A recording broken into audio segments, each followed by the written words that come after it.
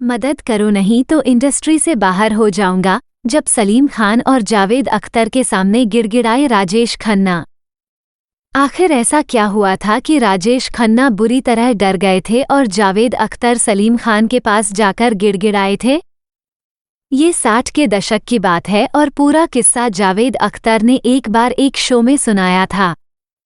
राजेश खन्ना के इसी किस्से से सलीम जावेद की अमीरी जुड़ी है। राजेश खन्ना को भारतीय सिनेमा का पहला सुपरस्टार कहा जाता है। माना जाता है कि जैसा स्टारडम राजेश खन्ना ने पाया, वैसा आज तक किसी और एक्टर को नहीं मिला। साल 1966 में एक्टिंग डेब्यू करने के बाद काका यानी राजेश खन्ना ने कई दशकों तक फिल्म इंडस्ट्री पर राज किया। फिल्म मेकर्स भी उन्हें मुंह मांगी रकम देकर साइन करने को बेताब रहते थे।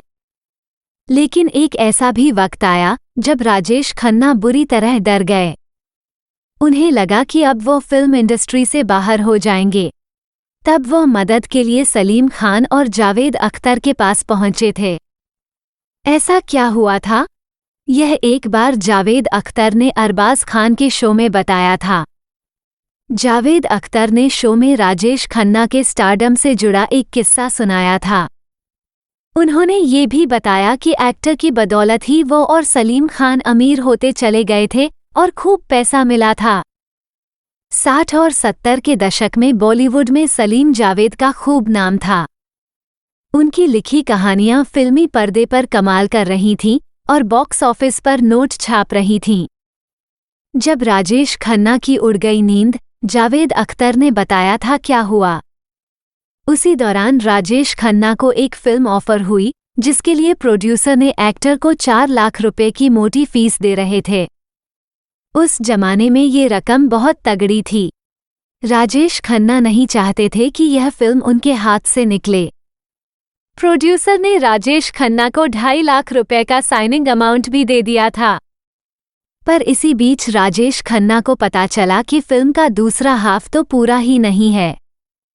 अब तो राजेश खन्ना बुरी तरह फंस गए। दरअसल राजेश खन्ना मुंबई की काटर रोड पर बंगला खरीद रहे थे जिसकी कीमत 4 लाख रुपए थी। बंगला खरीदने के कारण लौटाना नहीं चाहते थे पैसे।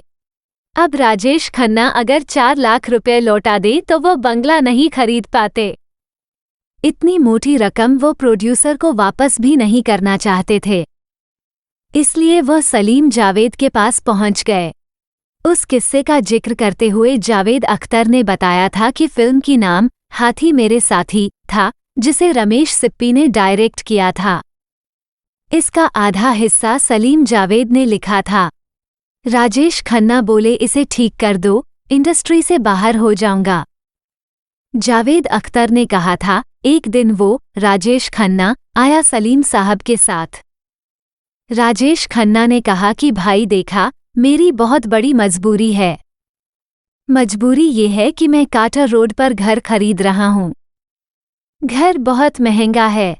वो घर 4.5 लाख का है और ये प्रोड्यूसर ने मुझे इतना बड़ा साइनिंग अमाउंट दिया है कि मैं वापस कर ही नहीं सकता।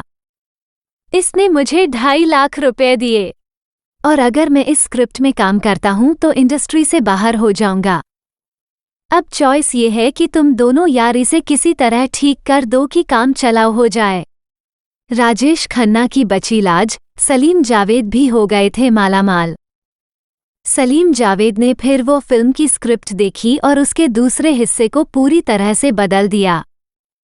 जावेद अख्तर ने बताया था कि स्क्रिप्ट देखने के बाद उन्होंने मेकर्स के सामने 2 शर्त रखीं। एक तो हीरो वही रहेगा जो है, सिर्फ 4 हाथी बचे रहेंगे और बाकी सब बदल देंगे। फिर सलीम जावेद ने जो कहानी लिखी वो मेकर्स को पसंद आई। इस तरह राजेश खन्ना की लाज भी बच गई और साथ में सलीम खान व जावेद अख्तर को उस फिल्म के लिए खूब मोटी रकम भी मिली।